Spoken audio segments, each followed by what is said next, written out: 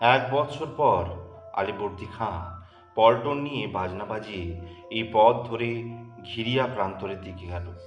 সেদিন আশ্রমের গোপন সংগঠন প্রায় সম্পূর্ণ। বাইরের প্রকাশ্য মঠ মন্দির নিতান্তই সাধারণ। তা দেখে কাহারও সন্দেহ হয় না আশ্রমের সেবক সংখ্যা 100-র ওপর। পাহাড়ের চূড়ায় দাঁড়িয়ে মাধবানন্দ আলীবর্দী খাঁর পল্টন এবং অস্ত্র সম্ভার দিকে বলেছিলেন, এমনই আয়োজন চাই কেশবানন্দ, প্রস্তুত হও।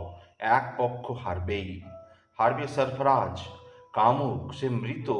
আলীবর্দী খাঁ উপলক্ষ সরফরাজের ছত্রভঙ্গ সিপাহীদের অস্ত্র আমার চাই। অনেক অস্ত্র সংগৃহীত হয়েছিল। অস্ত্রগুলি এনে এক জায়গায় জমা করা হলে সেগুলি দেখে খুশি হয়েছে বলেছিলেন, পাণ্ডবেরা অজ্ঞাতবাসের সময় অস্ত্রগুলি বৃদ্ধা মায়ের শব বলে শ্মশানে শিমুল গাছের ডালে টাঙিয়ে রেখেছিলেন। এগুলি সযত্নে কাফনবন্দি করে কবর দাও, গুহা গহরে রেখে দেওয়ার নির্দেশ। তারপর এলো বর্গির প্লাবন। বারবার 5 বার আলীবর্দী খাঁ মসনদে বসবার পরপরই প্রথম বর্গি এলো। ভাস্কর পণ্ডিত তার উড়িষ্যা ফেরত আলীবর্দী খাঁ বর্ধমান থেকে লড়াই করতে এলে কাটোয়া পর্যন্ত। আলীবর্দী খাঁ বাঁচল এবং শেষ পর্যন্ত জিতল দুর্গা নবমীর দিন। দুর্গাপূজা নিযুক্ত ভাস্করকে আতর্কিতে আক্রমণ করে হারিয়ে দিলে। ভাস্কর ফিরে গেল।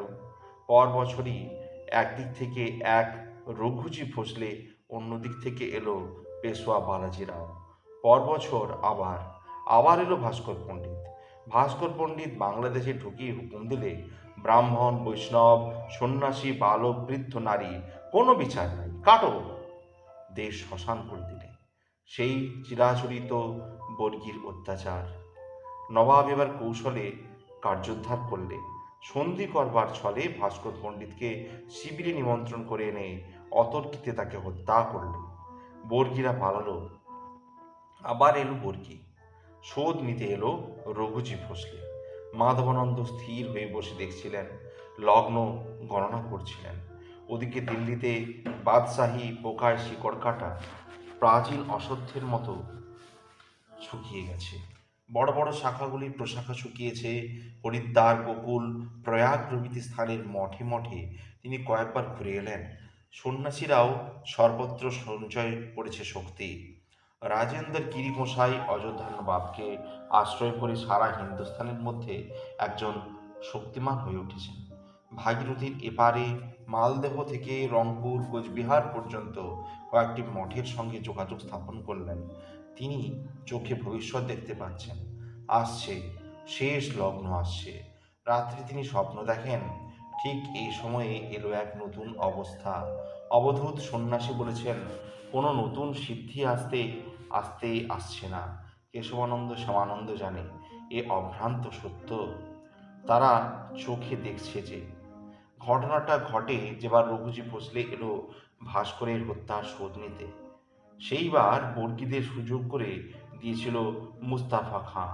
আলীবর্দী খাঁর বিরুদ্ধে বিদ্রোহ করে এই সামনের পথ ধরেই মুর্শিদাবাদ থেকে পাটনার দিকে ছুটল। পাটনা আক্রমণ করে দখল করবে।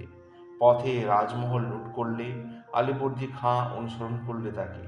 এদিকে মুস্তাফার নিমন্ত্রণে রঘুজি ভোসলে ঢুকে বসল বাংলায়। মেদিনীপুরের পথে বর্ধমান।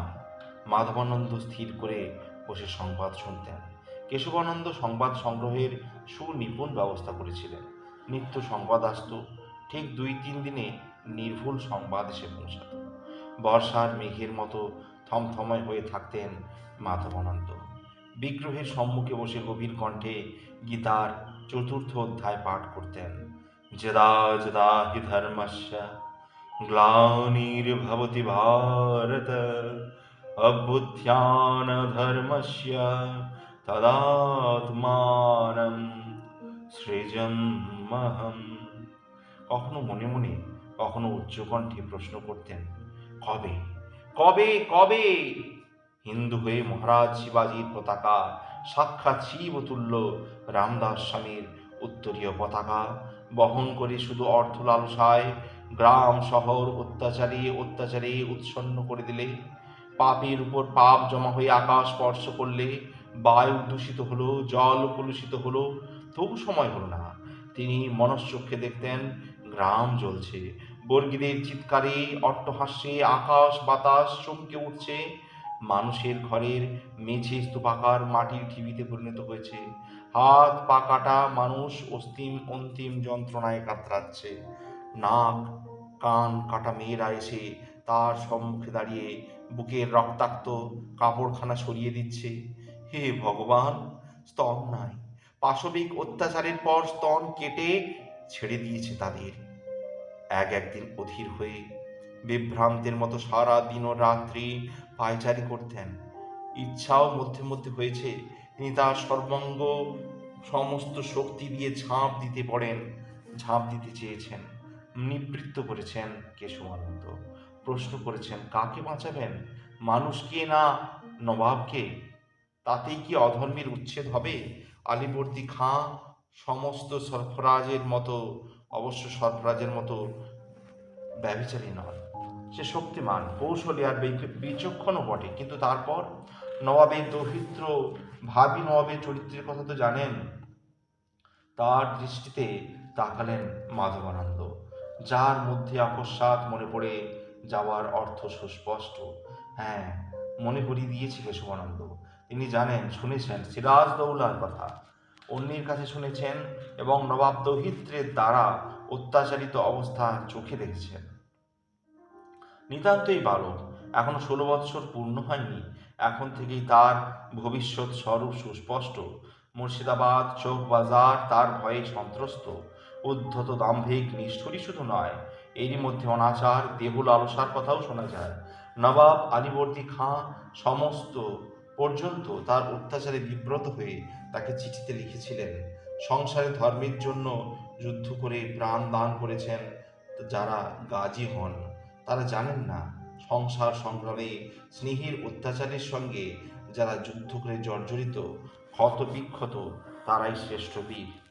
একজন শত্রুর হাতে মরে, অন্যজন অসহায়ভাবে মরে স্নেহাস্পদের কাছে। নবাব আলীবর্দী খাঁ শুধু বর্তমানের কথাই লেখেননি, ভবিষ্যৎ নবাব গৌরবের কথাও লিখেছেন, বলেছেন। ঠিক বলেছেন কেশবানন্দ। পাপ নিজের হাতে ঘাতে সংঘাতে পরিপূর্ণ হয়ে ভেঙে পড়ুক, তখন তার শক্তিতে যতটুকু সম্ভব আঘাত হানবেন।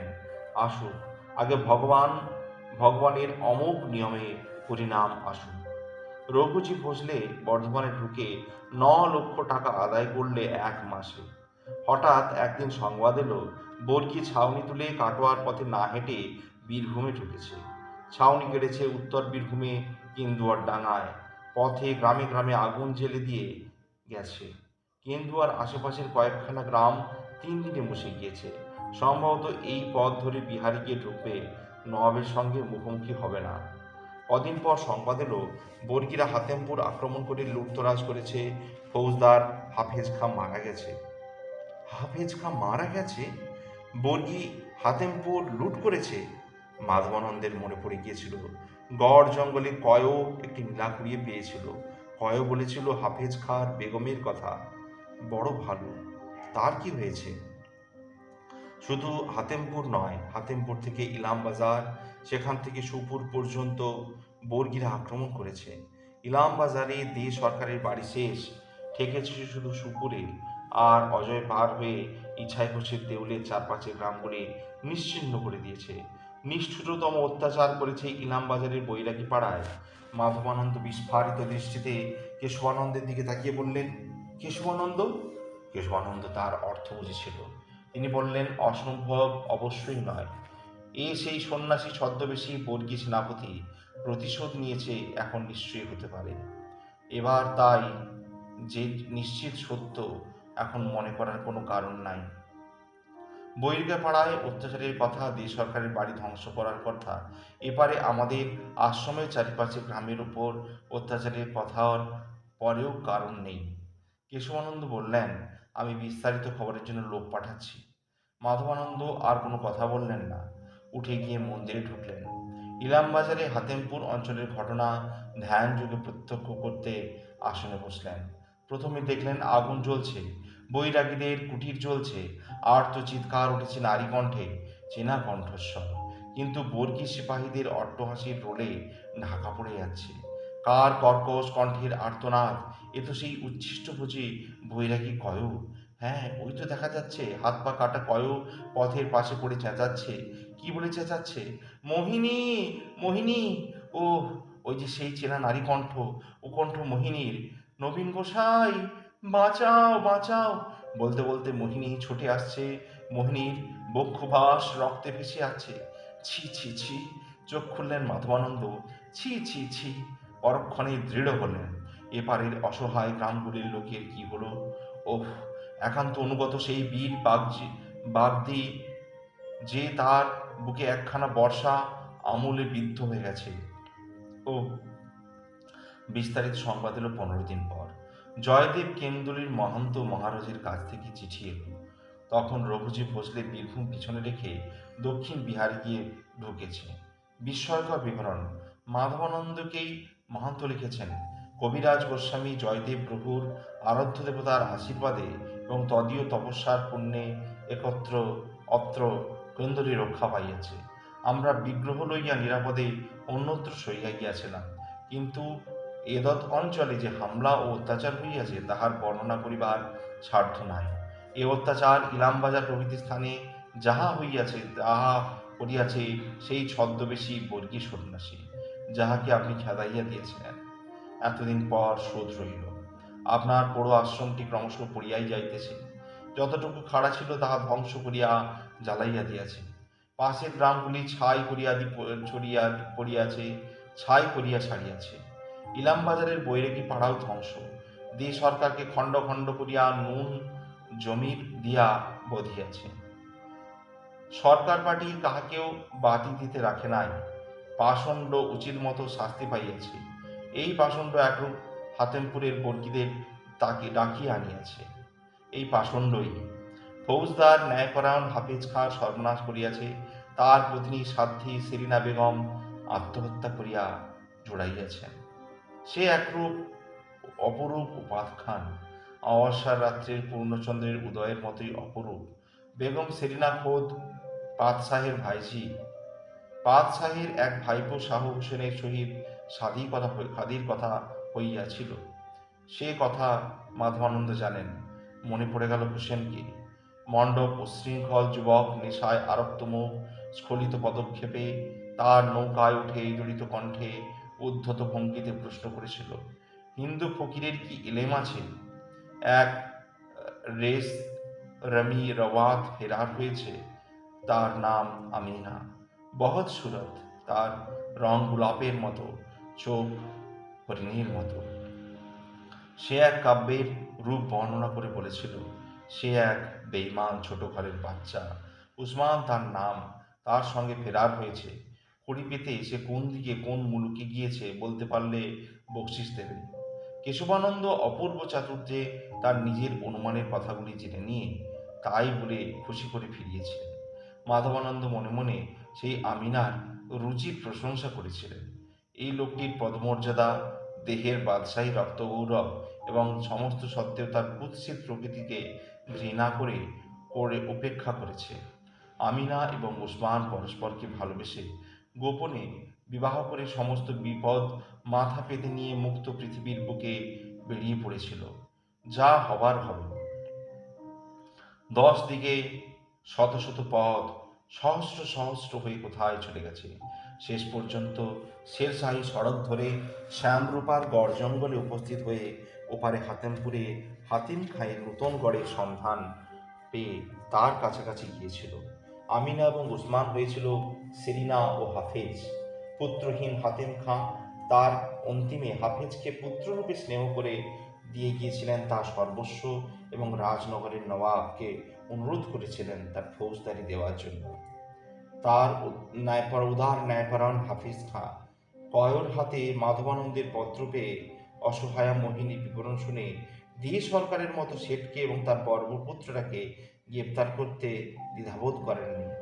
দেশ সরকার চাতুরি খেলে ফৌজদারের হাত থেকে মুক্তি পেলে, কিন্তু অক্রূরের পাপের ভার তখন পূর্ণ হয়েছে। ভগবানের রোষ নেমে এলো। তার সেবক মাধবানন্দের হস্তক্ষেপের মধ্যে দিয়ে কংসারীর সেবকেরা তার দীর্ঘদিনের পাপ ও পথে সঞ্চিত ধন কেড়ে নিয়ে পশুর বলির মতো নিহত হলো।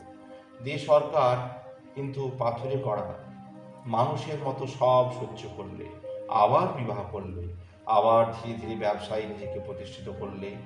গড় জঙ্গলের আশ্রমের সন্ন্যাসীরা চলে গেছে, তাদের সে সন্ধান পায়নি। তারপর সব আক্রোশ গিয়ে পড়েছিল হাফেজ খাঁর উপর। তার সন্দেহ ছিল আশ্রমের সন্ন্যাসীদের এই ডাকাতির পিছনে হাফেজ তার গোপন প্রশ্রয় আছে। সাপের আক্রোশের মতো ওই আক্রোশে প্রতিটি দীর্ঘ নিঃশ্বাসের মধ্যে পোষণ করত। সুযোগ এলো।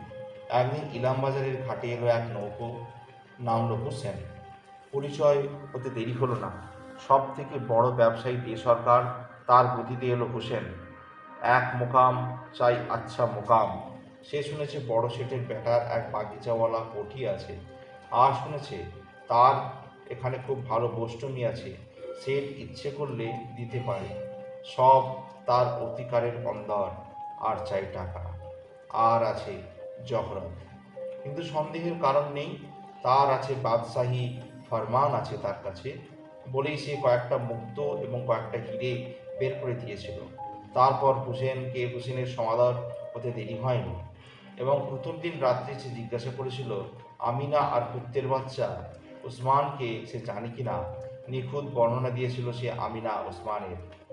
সরকার সুচতুর। চেহারার বর্ণনা এবং তাদের নিরুদ্দেশ হওয়ার সন তারিখ শুনে মনে মনে হিসাব মিলিয়ে সন্দেহ হতে তার দেরি হয়নি। কিন্তু সেদিন কিছু পড়েনি। পরের দিন ভালো করে জেনে শুনে হুসেনকে নিয়ে গিয়ে দূর থেকে ফৌজদারকে দেখিয়েছিল। देखिए साहजादा, वो आदमी आपका उस्मान है कि नहीं? वही वही वही निमक हराम कुत्ता। চুপ কর শাহজাদা, এ তোমার দিল্লি নয়। দিল্লির তোমার সেদিন নাই। তোমাকে চিনতে পারলে তোমাকে কোতল করে নিশ্চিন্ত হয়ে যাবে।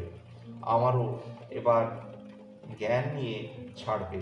সবুর নয়, সবুর করো, ফিরে চলো এখন। হুঁশিয়ার, কারোর কাছে এ কথা বলো না। বলবে না তোমার নাম হোসেন, বলবে তুমি সওদাগর, গালার খেলনা সওদা করতে এসেছো।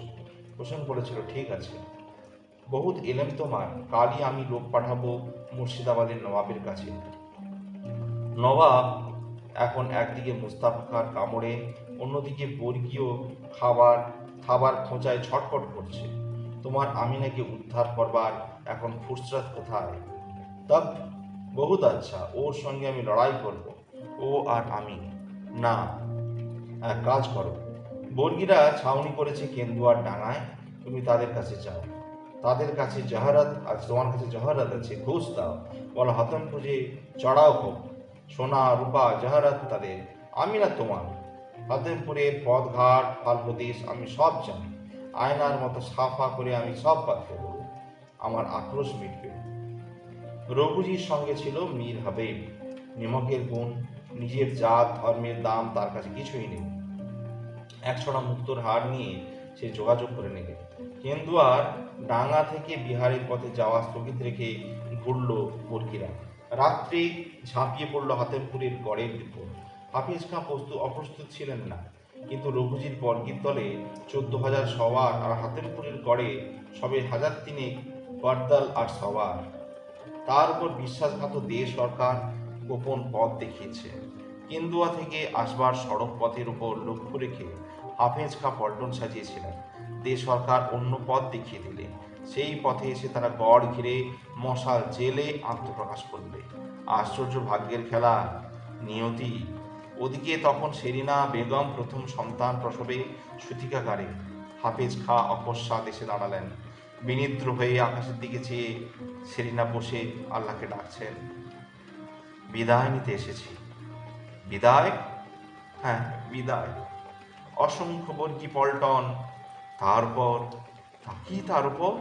হুসেন। মশালের আলোয় হুসেনকে দেখলাম। হুসেন? চোখ বিস্ফারিত হয়ে উঠল। চমকে উঠে দাঁড়ালো সেরেনা বেগম। না, এখান পর্যন্ত এসেছে? আমার ভাবনা সেরিনা, সব ভাবনা আমাকে দিয়ে তুমি নিশ্চিন্ত হয়ে যাও। লড়াই করো, বিশ্বাস রাখো আমার উপর। আমার দুঃখের দিকে, আমার মুখের দিকে চেয়ে দেখো। দাও আমাকে শেষ চুম্বন দাও। শেষ চুম্বন এঁকে দিয়ে হাফেজ খা চলে গেলেন। সেলিনা বেগম বসে রইলেন। আকাশ স্পর্শী কোলাহল, রক্তাক্ততার মতো অন্ধকার বুকে মশালের আলোর ছটা নাচছে। মুহুর্মুহু বন্দুক এবং বারুদ ফাটার শব্দ, ওদিকে রাত্রি শেষ হয়ে এসেছে। হঠাৎ প্রচণ্ড শব্দ উঠল, ভাঙল ফটক। সেরেনা বিবি স্থির থাকতে পারলেন না। বাদির কোলে শিশু সন্তানকে দিয়ে একখানা তরোয়াল হাতে বেরিয়ে এসে দাঁড়ালেন সিঁড়ির মুখে। একটা সমবেত ভয়ার্ত ধ্বনি উঠল, ফৌজদার! হাফেজ খাঁ গুলির আঘাতে আহত হয়ে পড়েছেন ঘোড়া থেকে। গড়ের পল্টনেরা পালাচ্ছে।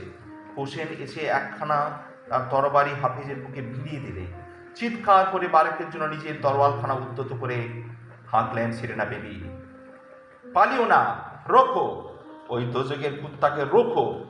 কিন্তু পর মুহূর্তে তরোয়ালখানা নামিয়ে খুললেন। কি হবে? হাফেজ তার প্রিয়তম নেই, তিনি বেঁচে থেকে কী করবেন?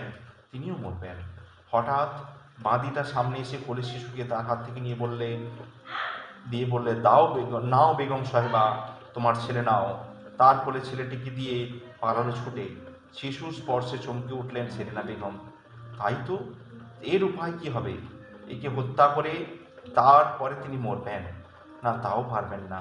নিজের সন্তানের বুকে, না না না, তার চেয়ে গাঢ় স্নেহে বুকে চেপে ধরলেন তাকে। আমিনা এইবার বিপুল উল্লাসে মেরি পিয়ারি বলে হি হি করে হেসে উঠল। কে আবার? হুসেন। কিচ্ছু ভয় নেই, আমি তোমাকে দিল্লি নিয়ে যাব, বাদশাহ হব। শের আফগানকে মেরে জাহাঙ্গীর মেহেরুন্নাসাকে নূরজাহাঁ করেছিলেন, আমি হব দুসরা জাহাঙ্গীর, তু মেরি দুসরি নূরজাহাঁ প্যারি। সেরিনা বেগম হাসলেন বিচিত্র হাসি। উঠতে লাগলেন ওপরে। আমিনা হোসেনও উঠতে লাগলেন। এসো আমিনা, এসো। কোথায়? এসো। ভয় কেন? উঠতে লাগলেন আমিনা, উঠলেন ছাদে। এবার হোসেন নিশ্চিন্ত হয়েছে। যাবে কোথায় আর? সেরেনা বেগম আলসের ওপর উঠলেন, বুকে তার শিশু। দেখো কোথায় যাব?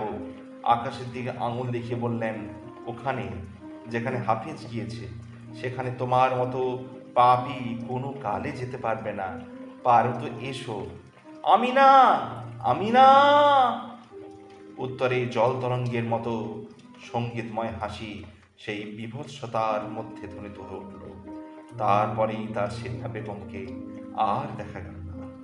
মুহূর্ত পরে নিচে প্রাসাদ সরোবরের বুকের জলে সশব্দ আলোড়ন উঠল। সন্তান বুকে নিয়ে মাতা পুত্রে ঝাঁপ খেয়ে নিশ্চিন্ত হয়েছেন।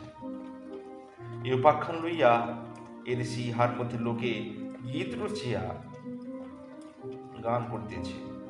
মাধবানন্দজি সেরেনা বিবির কবরে নিত্য সন্ধ্যায় চেরাগের সারি জ্বালায়, গড়াগড়ি দিয়া প্রণাম করে। হিন্দু মুসলমান নাই, হিন্দু মেয়েরা সিন্দুর দেয়, বলে তোমার মতো যেন সতী হয়ে যেতে পারি। এখন ইরামবাজারে কোনো কথা শোনাই, এই বর্গীর দলেই ছিল সেই সাধু ছদ্মবেশী বর্গী মনসবদার। সে হাতেমপুরের আক্রমণের সময় একদল বর্গী নিয়ে আসে ইলামবাজারে। গতবার সে যখন লাঞ্ছিত হয়ে ফিরে যায়, তখন অকুরের পরিচয় সে জেনে গিয়েছিল। কৃষ্ণদাসীর পরিচয়, ওপারে সন্ন্যাসীদের পরিচয়, সবই সংগ্রহ করে নিয়ে গিয়েছিল। অকুরের বাপের ধনস্পন সম্পত্তির কথাও সে জেনেছিল। সুতরাং সর্বাগ্রে আক্রমণ করেছিল দিয়ে সরকারের বাড়ি। খুঁজেছিল অর্কুরকে। অর্কুর মনে শুনে বলেছিল, তবে আন ওর বাপকে, আর আন যে যেখানে আছে ওদের কেটে ফেল। মাটির ঘরের মেঝে খুঁড়ে ফেল, তারপর জ্বালিয়ে দে ঘর। দে সরকার নিশ্চিন্ত ছিল, তার বাড়ি যেন কোনো মারাঠা আক্রমণ না করে, এই মর্মে এক আদেশপত্র সে সংগ্রহ করে রেখেছিল মীর হাবিবের কাছ থেকে। কিন্তু প্রতিহিংসা পরায়ণ বর্গী সেনাপতি সেটা টুকরো টুকরো করে ছিঁড়ে ফেলে, তার উপর থুতু ফেলে টুকরোগুলির উপর নিজের ঘোড়াটাকে চালিয়ে দিয়ে বলেছিল, কুত্তা সে কুত্তাই, সে কারো পোষাই হোক বা রাস্তারই হোক। ওরে কুত্তা, তোর বেটা কুত্তা আমাকে কামড়াতে এসেছিল, তার শোধে তোর সব কুত্তাকে আমি খুঁচিয়ে খুঁচিয়ে মারব। এমনি করে নিয়ে আয় রে নুন আর জামির, দে ওর কাটায় কাটায় ছিটিয়ে। সেখান থেকে গিয়েছিল বৈরাগী পাড়া। কাহা হ্যায় ও দুনো লন্ডি, কাহা হ্যায়, জ্বালিয়ে দে, গোটা বস্তি জ্বালিয়ে দে, বের করে আন, নাক কান হাত পা কেটে দে। বৈরাগী পাড়া জ্বলে ছাই হয়ে গিয়েছিল, কিন্তু কোনো বৈরাগীকে পায়নি। তারা তার আগেই গিয়ে আশ্রয় নিয়েছিল সুপুরে ডাকিনী সিদ্ধ আনন্দ সুন্দর ঠাকুরের গড়ের মধ্যে। প্রেমদাস বৈরাগীর ঋণ ঠাকুর ভোলেননি।